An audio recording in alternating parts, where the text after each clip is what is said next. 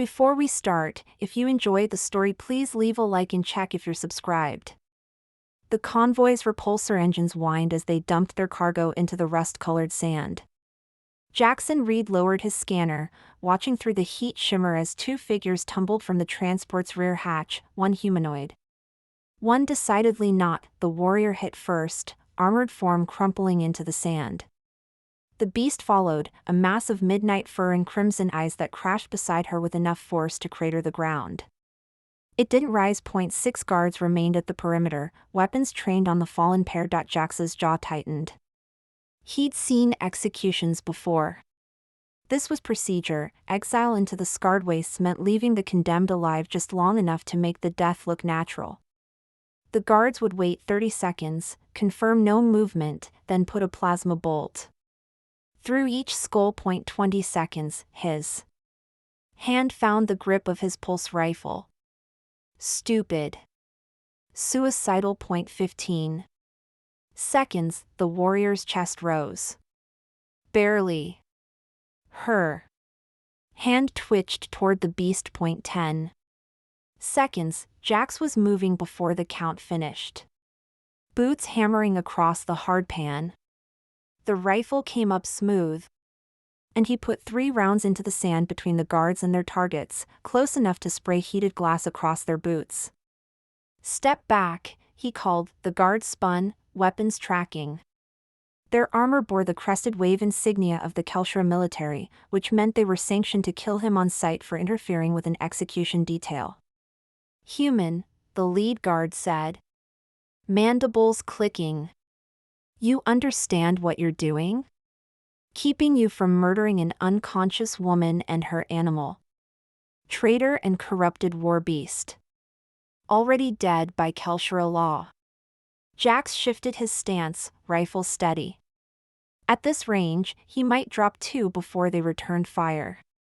Might. The warrior's hand reached the beast's flank. Her fingers curled into the matted fur, and the creature's breathing deepened. Law doesn't reach past the boundary pillars, Jax said. You dumped them in the wastes. They're scavenger rights now. The lead guard's secondary arms flexed, claws extending. For 5 heartbeats, nobody moved. Then the guard's calm chirped. Confirmed. RTB authorized. He looked back at Jax. You just signed your death warrant, human. The wastes will finish what we started. And if they don't, we'll file a retrieval order. The guards returned to their convoy. Engines flared, and the transport lifted, banking east toward the boundary pillars and civilization beyond. Jax waited until the sound faded before lowering his rifle. Brilliant, Jax, he muttered. Start a war over strangers. He approached carefully. The beast was massive up close, easily 2 meters at the shoulder, built like a nightmare fusion of panther and bear. Its fur was matted with blood and something else, greenish ichor that smelled wrong. Poison. Military-grade nerve agent. Designed to shut down the beast's musculature without killing it outright, the warrior wore fitted armor that had been beautiful once, decorative etching across the chest plate, ceremonial blades at her hips. Now the armor was scorched and dented, blood seeping from a dozen wounds. Her face bore the distinctive markings of Kelshra high caste, white fur striped with charcoal, amber eyes rolled back. Feline features frozen between rage and grief, the neural collar around her throat sparked intermittently. Damaged circuitry sending feedback pulses that made her body spasm. All right, Jax said, dropping his pack. Let's see how badly you two are broken.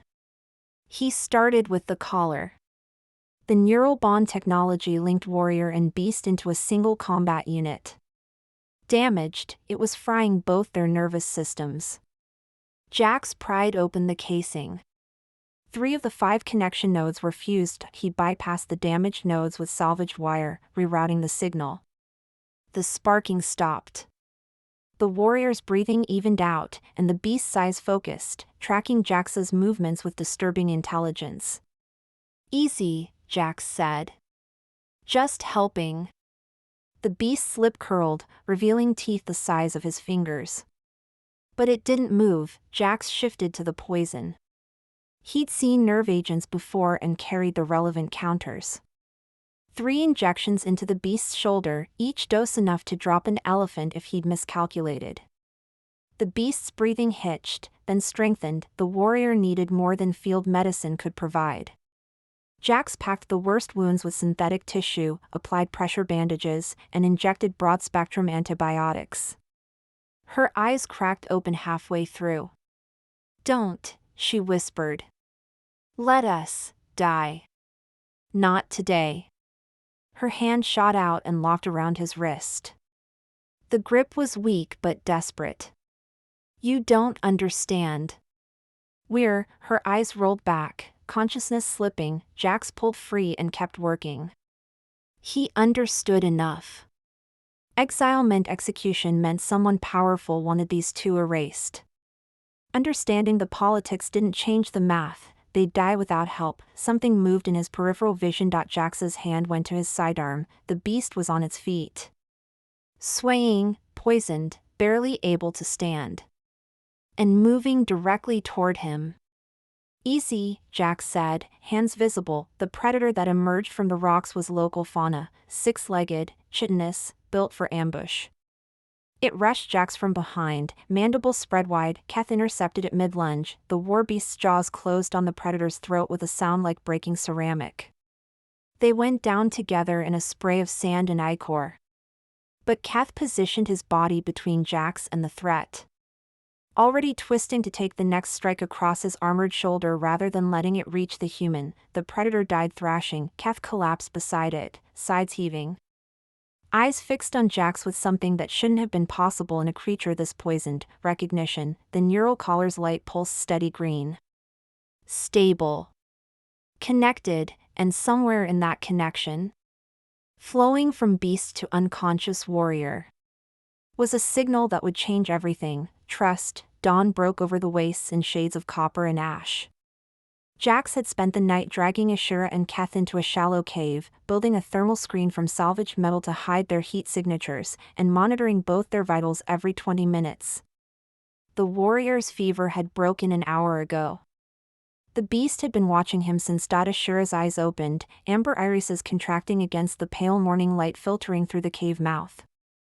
She tried to sit up. Failed. Tried again with her jaw clenched hard enough that Jax heard her teeth grind. "Don't," he said from where he sat near the entrance, rifle across his knees. "You've got 3 cracked ribs and a concussion. Moving fast is a bad idea." Her head turned toward him, slow and deliberate. Then toward Keth, who lay between them, massive head resting on his paws. The beast's tail twitched once, some signal Jax didn't understand, but she clearly did. "You stabilized the collar," she said. "Bypassed the damaged nodes. It'll hold until you can get proper repairs." "There won't be repairs." Her voice was steady despite the pain. "We're exiled. Dead by law. You're breathing. That's not dead."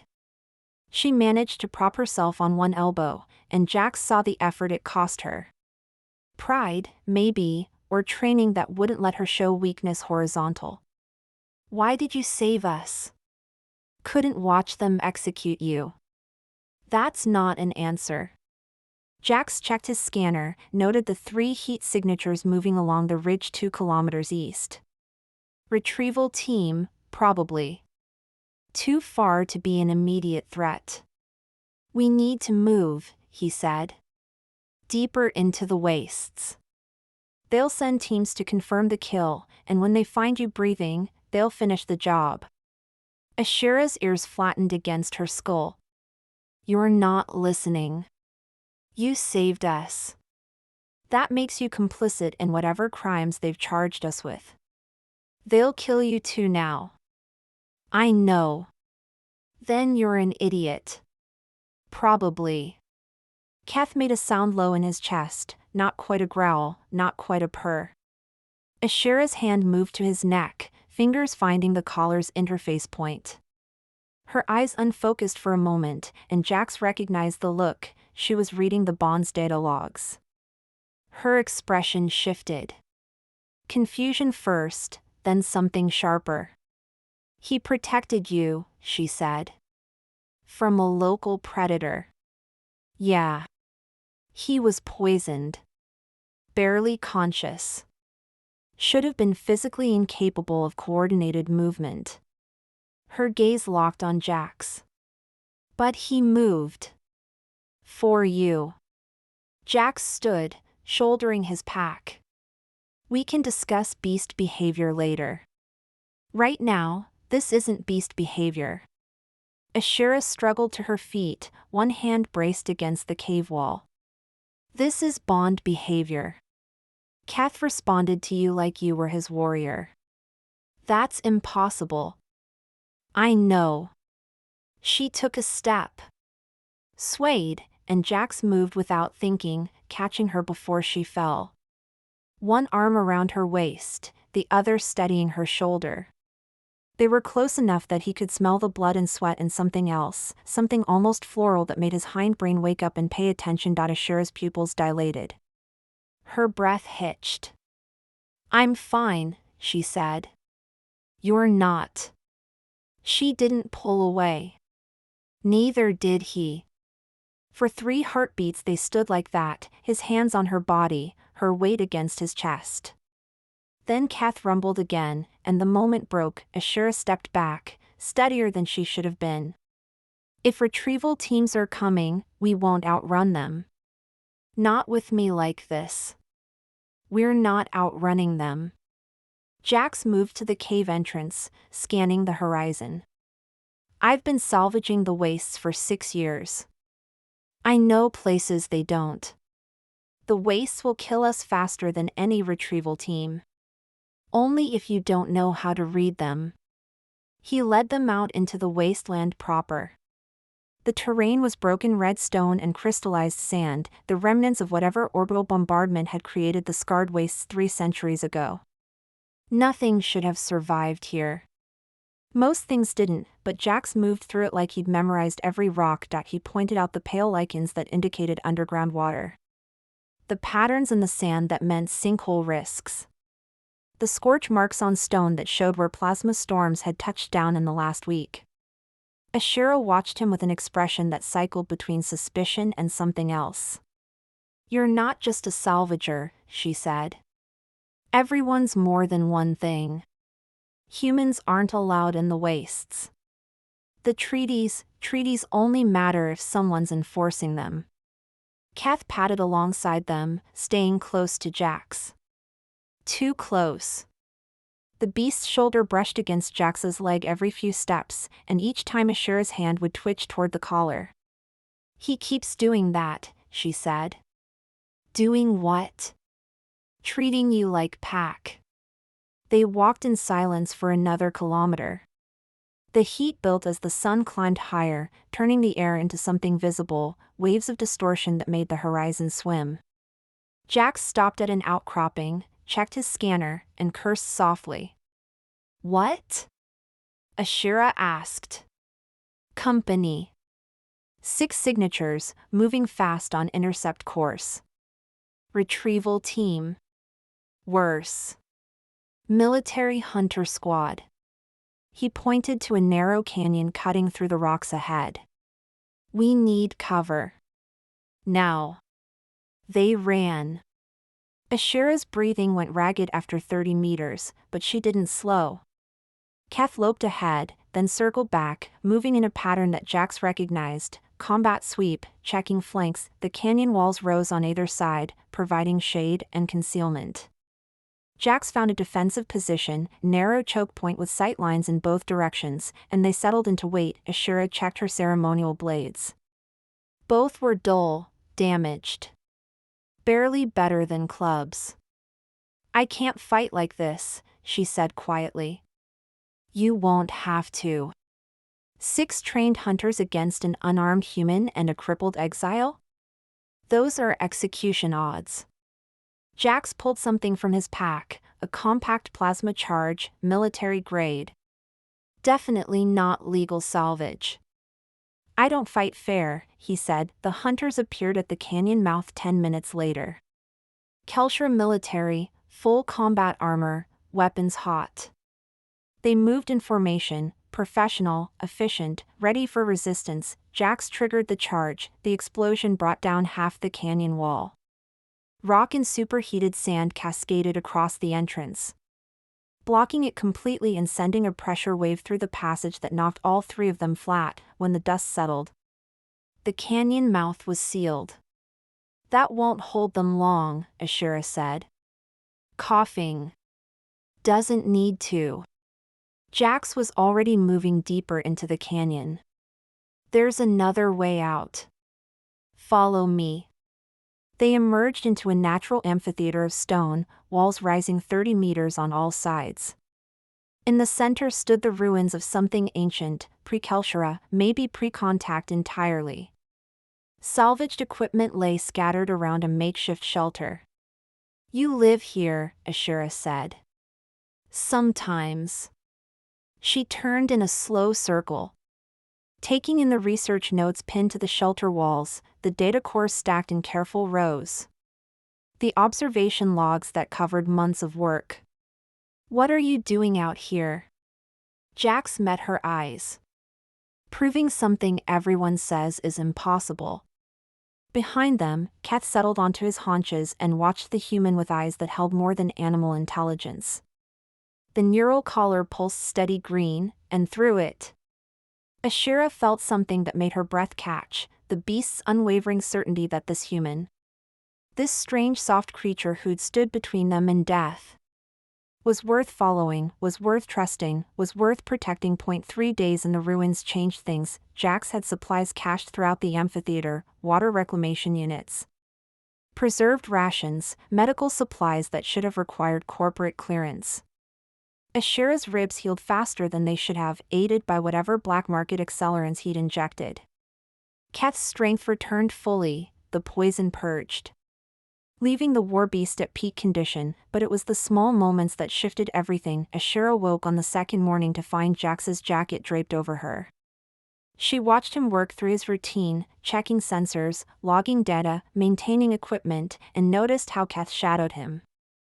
The beast followed Jax from station to station, massive head occasionally bumping against the human's hip in a gesture that should have been reserved for her alone. She touched the collar interface. Reading the bond data, the connection was there. Strong. Keth's neural patterns showed attachment markers that only formed between warrior and beast, forged through years of training. Except these had formed in 3 days, oriented toward a human who should have triggered nothing but indifference. He trusts you, she said when Jax returned. Jax set down a canteen. He's smart. Knows I'm not a threat. That's not trust. That's assessment. She stood, moving closer. The amphitheater's walls trapped heat, and she'd stripped down to the light underlayer beneath her armor. Jax's eyes tracked the movement, then deliberately looked away. What I'm reading through the collar is something else. Maybe the collar's still damaged. It's not. They were 2 meters apart, close enough to feel the heat radiating off each other. Ashura's tail twitched, involuntary. Jax noticed. His jaw tightened. I should check your ribs, he said. They're fine. Let me check anyway. She didn't argue. His hands found the edges of her underlayer, lifting it to expose the bruising along her left side. His fingers pressed gently against each rib, testing for movement. But his breath was uneven, pulse hammering in his throat. Healing well, he said, voice rough. Jax. Why are you really out here? His hands dropped, but he stayed close. Research. On what? On whether the bond is actually exclusive, or if that's just propaganda your people use to maintain control. Ashura's ears went flat. That's sedition. That's science. I've been documenting beast behavior for 6 years. And you know what I found? Your war beasts aren't weapons. They're people. And they can bond with anyone who treats them like people instead of tools. That's impossible. Is it? He gestured toward Kath. Because your beast is bonded to me now. The words hung between them, heavy with implications. Ashira's hand moved to her blade hilts. If that's true, then everything my people built is a lie. Yeah. She should have been angry. Instead, relief flooded through.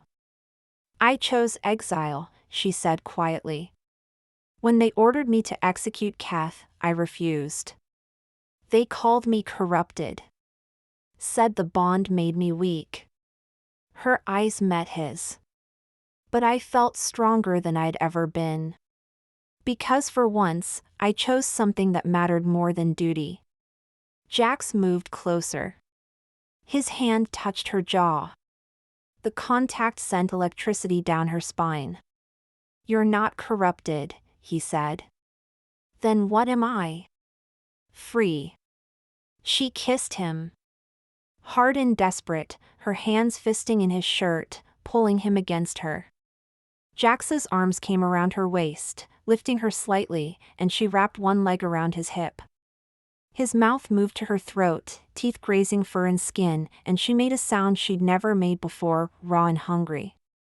Through the collar, she felt Kath's approval, a warm pulse that amplified everything. Jax pulled back, breathing hard. Ashira, Kath's warning growl cut through the moment. They separated instantly. Jax grabbed his rifle. Ashira pulled her blades. Kath was already moving toward the eastern wall, head low, lips curled back. How many? Jax asked. Ashira checked the collar data. 8. Maybe 10. Coming fast. More than a retrieval team. Hunters. Professional killers. She tested her blade's weight. We can't fight that many. We don't have to fight them. Jax was already moving, grabbing equipment, shoving data cores into a pack. We just have to survive long enough to get proof uploaded. Proof of what? Everything. Your exile. The conspiracy. The fact that Kath bonded with a human. He met her eyes. Your evidence that their whole system is built on suppressing the truth. The first energy bolt carved through the entrance. Superheating stone, they ran. Jax led them toward the narrowest exit, a crack barely wide enough for Kath. Behind them, hunters poured in, weapons lighting up the stone with plasma fire. Ashira moved despite her injuries. Adrenaline carrying her through. Kath ran point. And Jax directed their escape with certainty that spoke of planning. They emerged into a box canyon, dead end. Jax, I know. He was working on a data pad. 30 seconds. The hunters appeared, weapons raised. 10 of them, fully armored, spreading into formation. The lead hunter removed his helmet. Reptilian features, cold eyes, mercenary markings. Human, he said. Step away from the exile and the beast. Can't do that. Then you die with them. Behind the mercenary, another figure emerged. Ashira's breath caught. Commander Velik, the Kelshra officer, looked exactly as she remembered, white fur gone silver, ceremonial armor marking high caste elite, eyes holding no warmth. He'd been her superior. Her mentor, the one who'd ordered Kath's execution. Ashira, Velik said. This has gone far enough. If you execute the human and beast now, I can arrange clemency. Honorable service in a frontier post. A chance to rebuild your reputation. Ashira's blades came up. No. You're choosing a human over your own people. You wanted me to kill Kath because he saved a human child. The words came out flat, certain. That's why I was exiled. Not for failure. Because my beast showed compassion to a species you've taught us to see as inferior. Velik's expression didn't change. The beast was compromised. The beast was honest. Ashira moved beside Jax, shoulder to shoulder. And so was I. That's what you couldn't tolerate. Last chance. Ashira. Go to hell. Velik's hand came up. Signaling the hunters, Jax pressed the trigger on his data pad, every piece of data, years of research. Documented bond formations, video evidence. Communication logs proving. Velik and others had been suppressing the truth, uploaded simultaneously to every major network node within 500 light-years. The truth was out. Velik's face went rigid with fury. Kill them all. The hunters opened fire. Plasma fire turned the canyon into a light show of death. Jax dove left, pulling Ashira with him behind a boulder as superheated air scorched overhead. Keth was already moving, a blur of midnight fur that crashed into the nearest hunter with enough force to crack armor plating. We need cover. Ashira shouted over the weapon's fire. Working on it.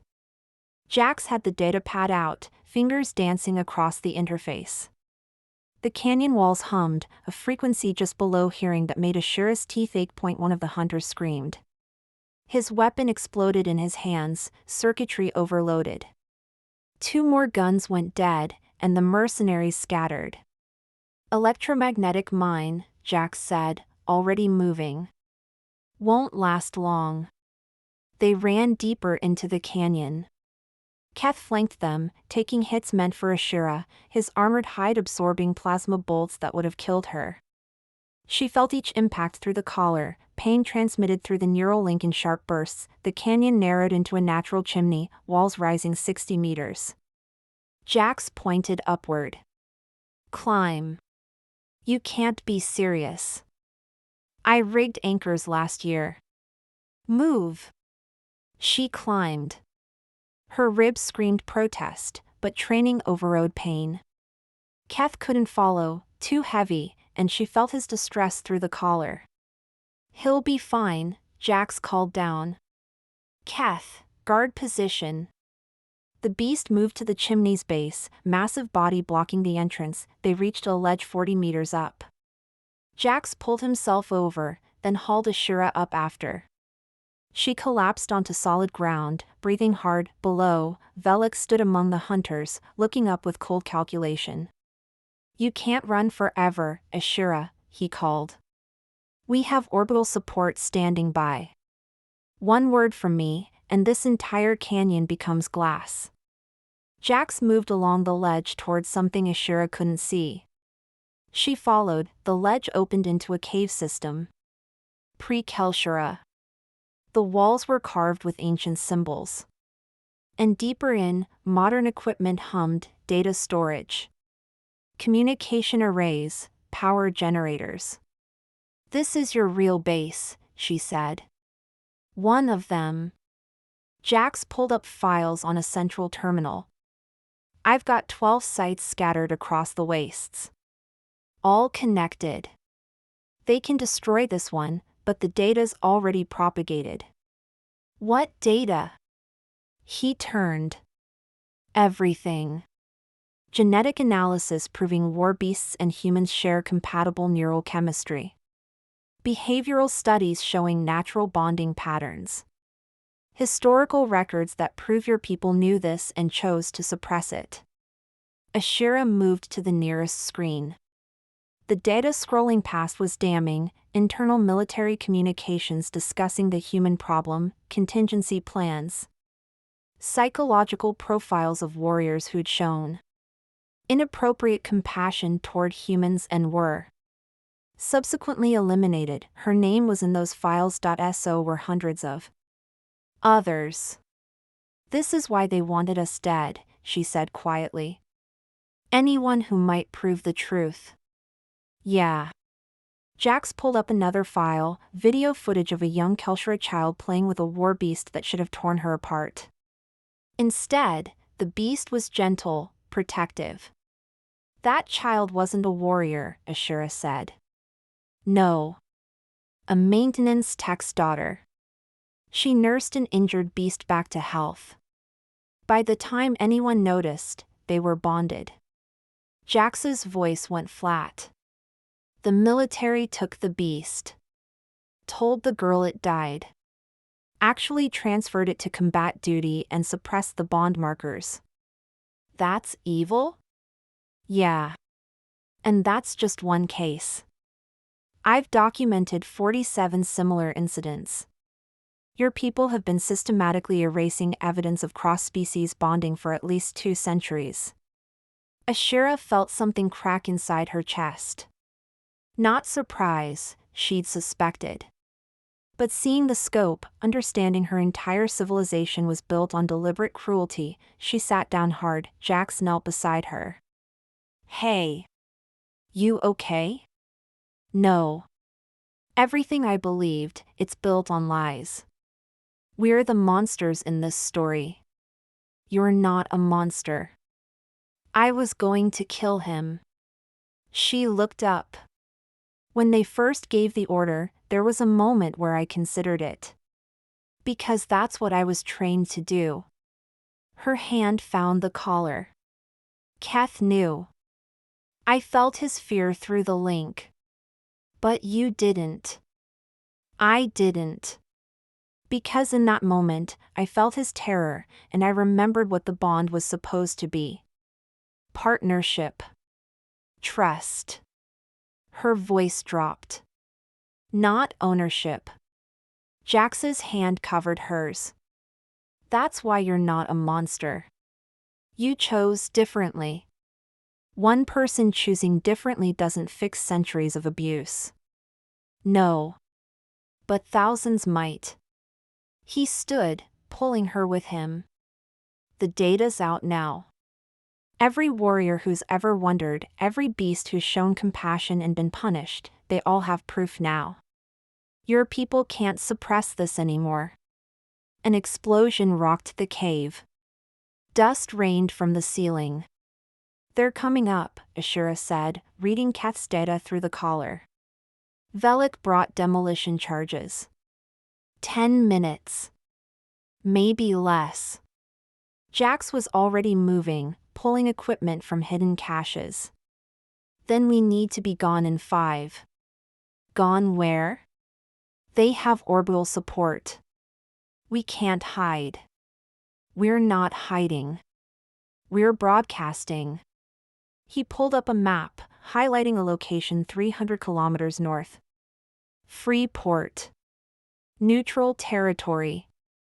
Independent press.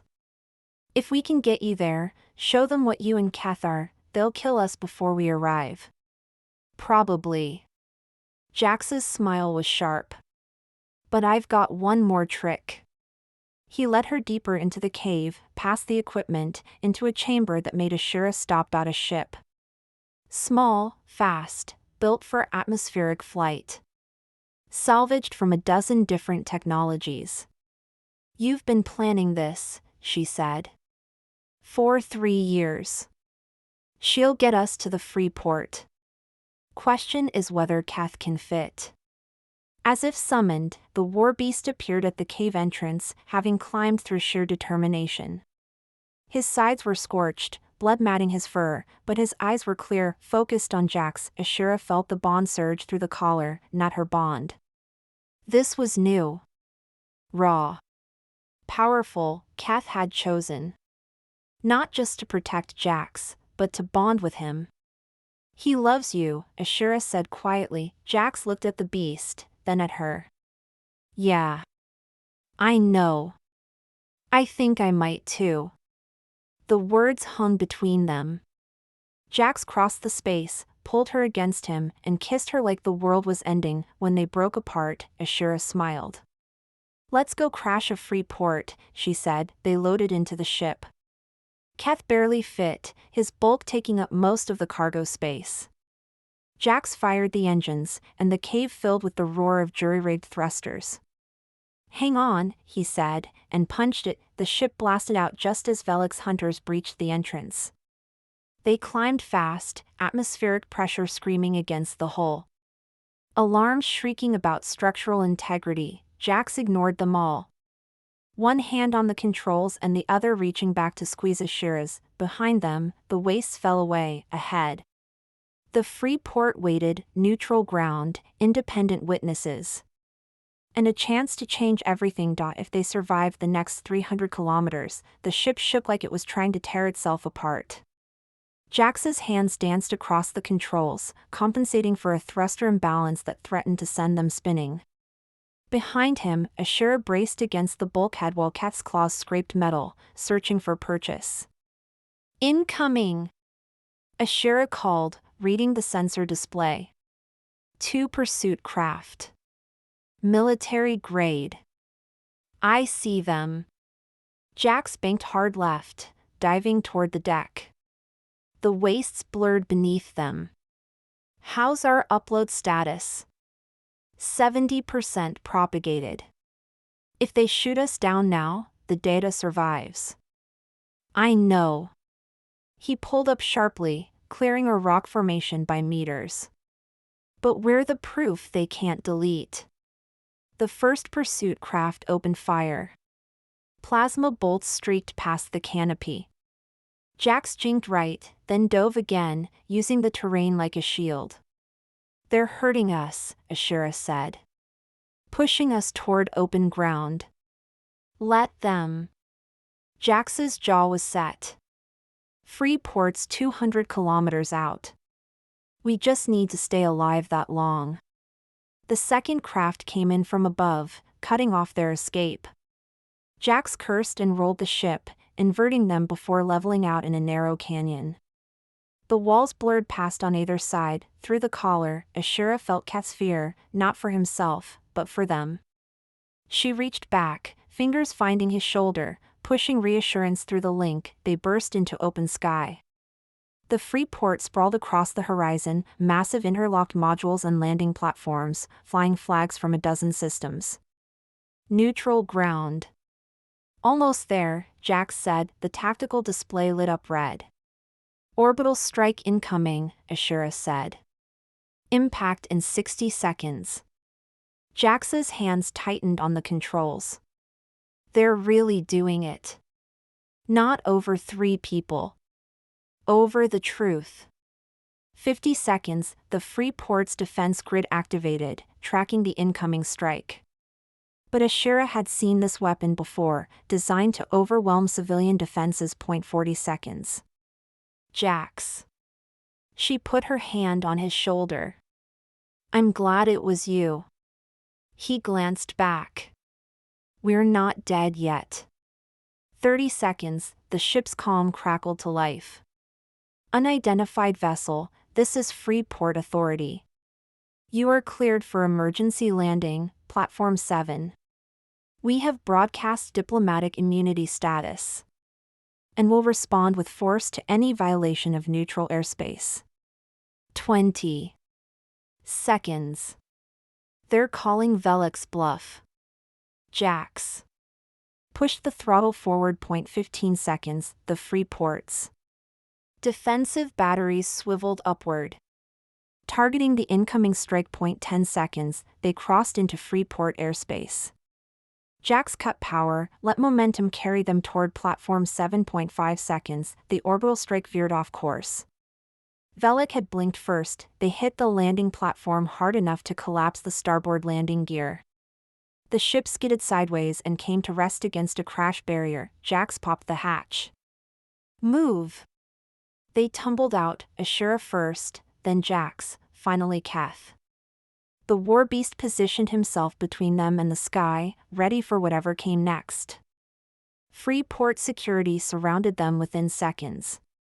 24 species, 24 weapons, all pointed inward. But their stance was protective. A figure pushed through the cordon. Female, reptilian features, wearing the chief administrator's insignia. You 3 just started a diplomatic incident, she said. We didn't start anything, Jax replied. We're finishing something that should have ended centuries ago. The administrator's eyes flicked to Ashira, then Keth, then back. The Kelshura government is demanding your immediate extradition. They're threatening to blockade the port if we don't comply.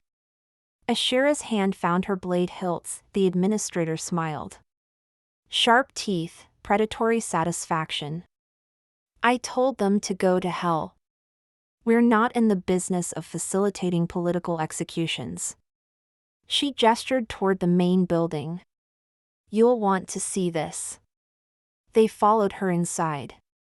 The main atrium was chaos, dozens of species crowded around display screens, all showing the same feed. Jax's data upload, spreading across networks faster than anyone could contain it. And at the center, a single image already becoming iconic, Ashira and Keth, standing with Jax between them. It's everywhere, the administrator said. Every network, every system. The Kelshura government is trying to suppress it, but it's too late. The truth is out. On one screen, Ashira saw protests erupting on her homeworld, warriors refusing duty, demanding answers. On another, beast rights delegations forming. On a third, diplomatic channels lighting up with calls for investigations. The galaxy was changing because 3 people had refused to die quietly. There are reporters outside, the administrator continued. Hundreds of them. They want your story. She looked at them seriously. Are you ready? Ashira glanced at Jax. His hand found hers, fingers interlacing. Yeah, he said. We're ready. They walked out onto the platform together, human, warrior, and beast. The crowd pressed forward, questions shouted in a dozen languages. Cameras recording everything. Military craft descended through the atmosphere. Bearing Velik's insignia, the commander appeared on every display screen. Face a mask of cold fury. Ashira, he said. You have one final chance. Surrender the human and beast. Return to face trial. Or watch as we destroy everyone who shelters you. Ashira stepped forward, putting herself in clear view of every camera. No. The single word carried weight. Behind her, Keth moved to stand at her shoulder, massive, powerful, undeniably bonded to both her and the human she loved. Velik's expression flickered. Uncertainty crossed his features. You're choosing them over your entire civilization, he said. I'm choosing truth over comfortable lies.